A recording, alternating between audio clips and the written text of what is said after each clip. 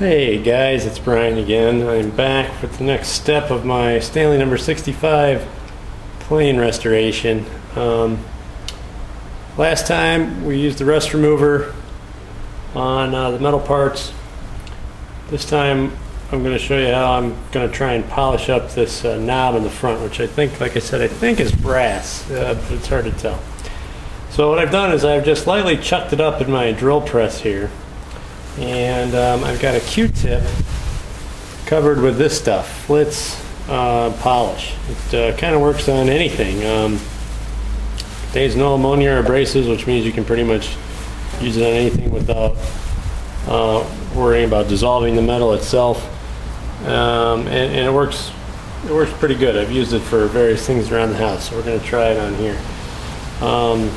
Be nice if I had a polisher, you know, a buffing wheel or something like that, but even with a part this small, sometimes it kind of can be hard, I would imagine, to get up there. So the drill press trick has worked for me in the past, and hopefully it will work here again. So just turn this on. I've got it at a relatively slow speed. I'm just going to hit it and see what happens.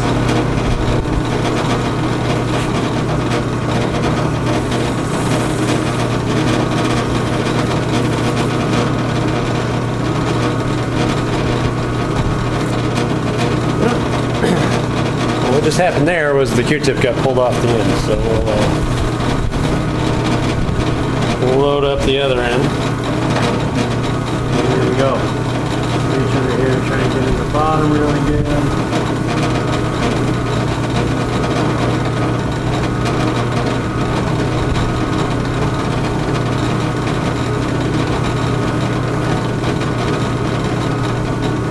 See how it's turning that Q-tip black? You can tell a lot of stuff is coming off of there. Get a fresh one.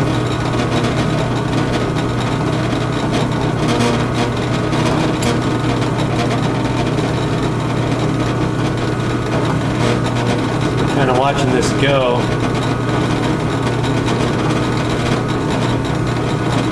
Figured out that this plane, since it has the number 65 stamped on the side, I found a website that seemed to imply that that means it was made after 1947. So it's a post-war edition.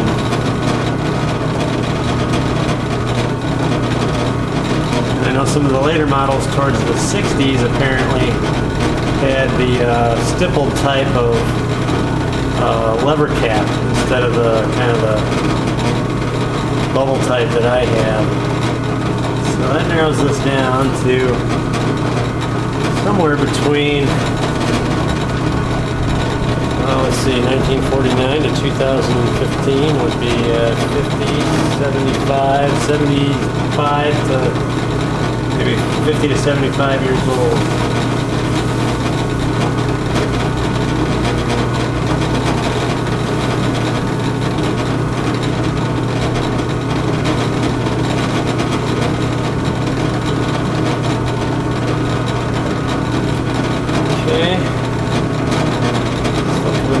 Black. Let's see if we put that bottom one more time.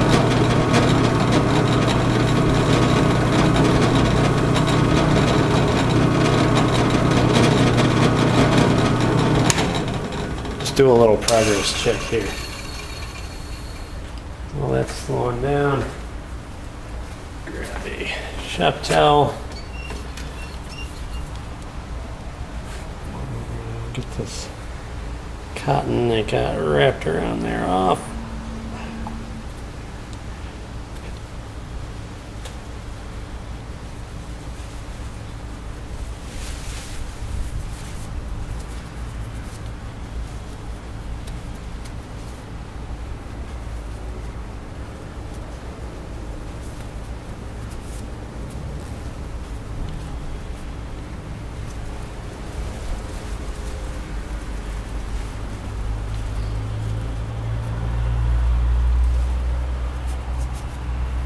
Well, I don't know how well that's going to show up here, but it has definitely improved appearance greatly. Went from that kind of nondescript grayish color to definitely more of a brass type of hue to it. I'm going to hit this again for a little while and see if I can get it cleaned up any further. I'm also going to put the blade adjustment screw on there and see what we can get that one to look like. And then I'll be back. Alright, we're back. Look at this. Guys, that looks new. It's beautiful, it's shiny. That cleaned up really great. I still need to look at the threads on this end, see if I can chase those out, find out what pitch they are, chase them with the die, because they are still sticking a little bit. But the head of this thing has really turned out fantastic. Again, that's just the Flitz polish, and now the Stanley made in the USA, this little kind of bullseye pattern. It's all standing out great. The knob for the fore end looks really awesome too. It's a little bit nicked up around the edges from use, I'm sure, but it's really got that nice brass look to it there. Kind of see in the reflection there, it's almost mirror-like, cleaned up great. Looks fantastic. This thing is coming along well. I'm just so pleased at this point. So the next thing I'm going to do is go find my Dremel and put some of this Flitz polish on the polishing wheel on the Dremel and clean up some of those smaller parts. So let me get that set up, and then I'll come back. Alright, we're back for more polishing.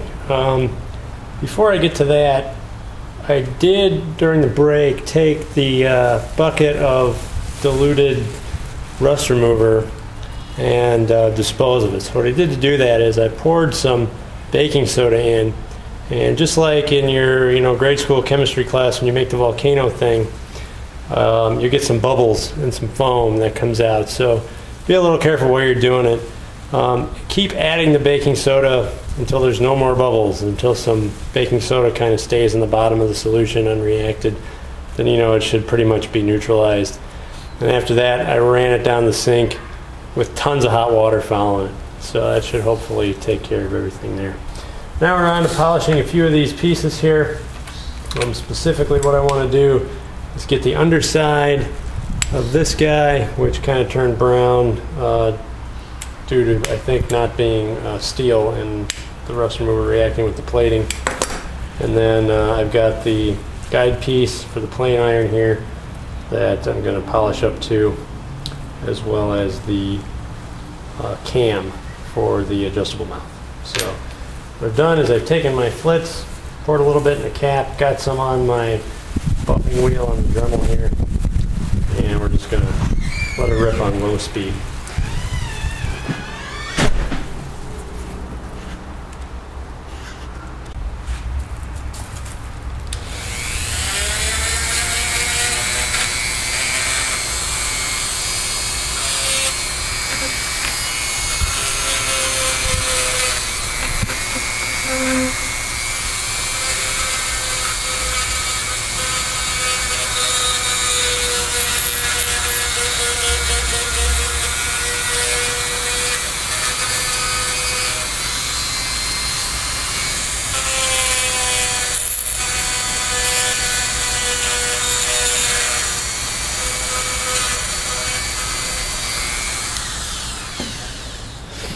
Alright, so I've just finished up polishing these small pieces with my Dremel. Trying to get the residue off of here. The oil helps sometimes.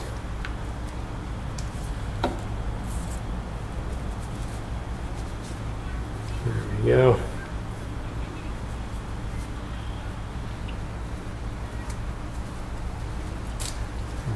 A clean cloth too. Alright, so there you go. This one turned out pretty good.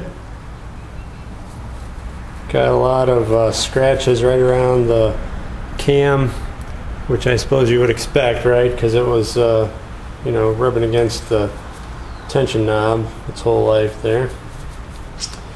I also completed a little cleanup of the iron adjustment piece here.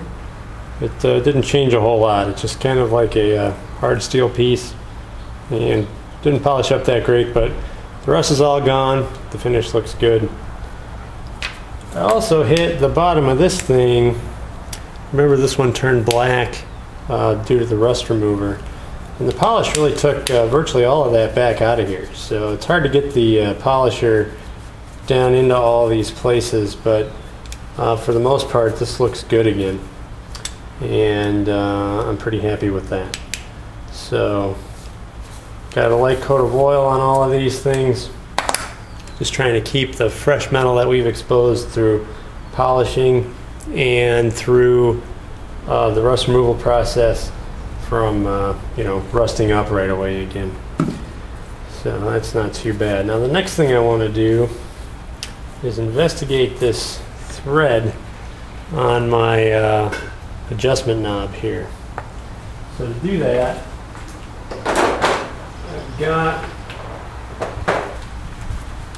a series of thread testers here. This is like, I bought a 40-piece tap and die set from Harbor Freight a while back. And what these things do, if I can get them open here to show you, is they have all these little teeth that are cut to various thread pitches. So what you can do is you can hold your screw up here, and when the teeth go right down in between the threads, you know you figured it out. Okay, so it's this little one here is 20 threads per inch, and that's too coarse. 27 or 24. Yeah, it's looking close there. Not quite though. 27.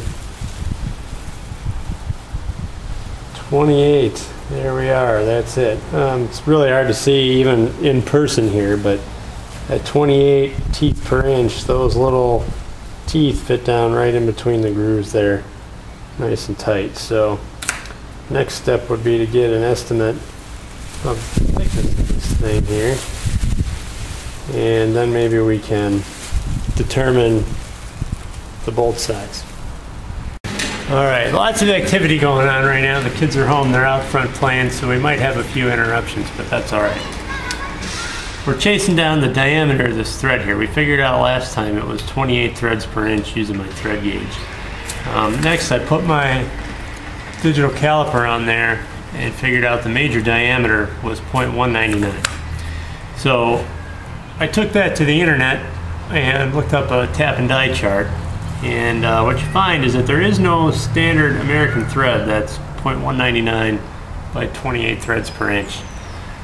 That would be about 5 millimeters in metric, but the age that this thing was made in, I'd be super shocked if this was a metric thread. Not to mention the fact the thread pitch wouldn't line up with the metric standard either.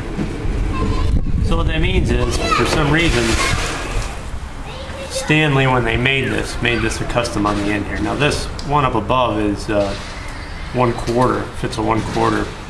So I'm guessing what they did is they just turned it down enough to create a shoulder there, and now we've got a proprietary thread. So one thing, if you're ever going to do one of these, is to, I guess, make sure you've got good range of motion on there, because this would be a custom made piece if you had to replace it.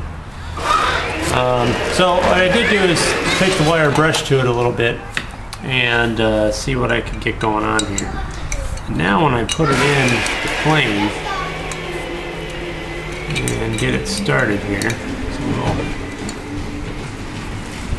a little easier if you slide the advancing mechanism down there.